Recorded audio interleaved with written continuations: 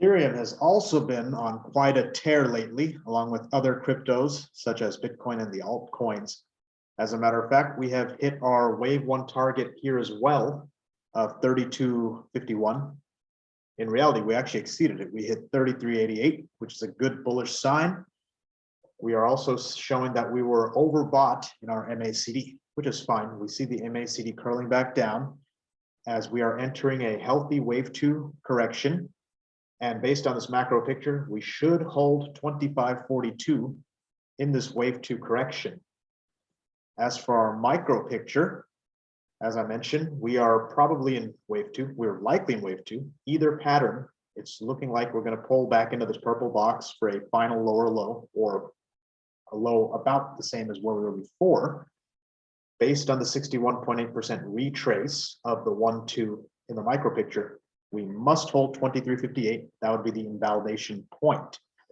While this consolidation is happening, it's a good time to continue to buy if you have been, or deploy any lump sums that you might want to deploy here. I do find Ethereum's pattern stronger than a lot of the altcoins, so I would not be as risk averse here as I would be for something like Uniswap or Polkadot, any of those. Assuming that we hold this pattern, our wave three should quickly take us up into the 5,040 range to 54.30. That's our small wave three. And then our top in our fifth wave should get us to the $5,672 to 60.63 range. That's what I have projecting at the moment. Now, compared to the the macro picture, the extensions don't sound as optimistic on the micro picture as they do in the macro picture. We have the same issue in Bitcoin.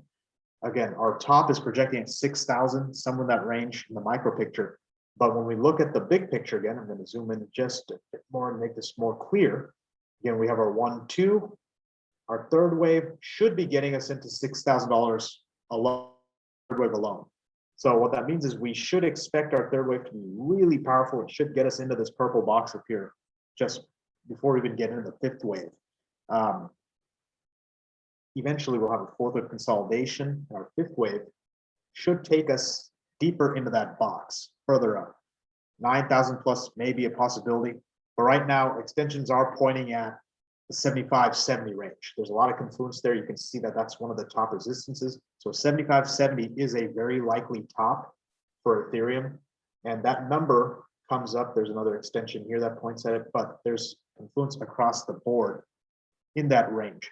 So once we get anywhere near this purple box, we're entering the stratosphere. It could start getting really treacherous. Same thing I'm going to say with Bitcoin and some of the other cryptos. Might be time to start taking some profits if we make it that high up. But as I mentioned, there's a lot of confluence up there.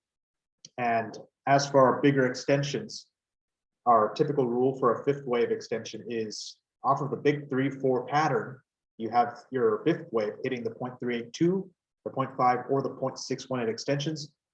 Those targets would be 75.71, which I mentioned before, very likely topping target. 11,988, so 12,000 would be another likely target. And of course, way up there, we got 19,000. I don't know if I've mentioned that number before. Don't get too excited just yet. We got a lot of resistances to get through first. And as I mentioned with Bitcoin, when we have these resistances here, that often means you're going to hit your head on that and bounce back. So that 75.71 number looks like a really nice target for a bullish third wave here. Let's see if things hold together. And again, one step at a time, need to finish this wave two consolidation first. So things are looking pretty bullish. I don't have too much to be pessimistic about. And as always, thank you for watching and happy trading.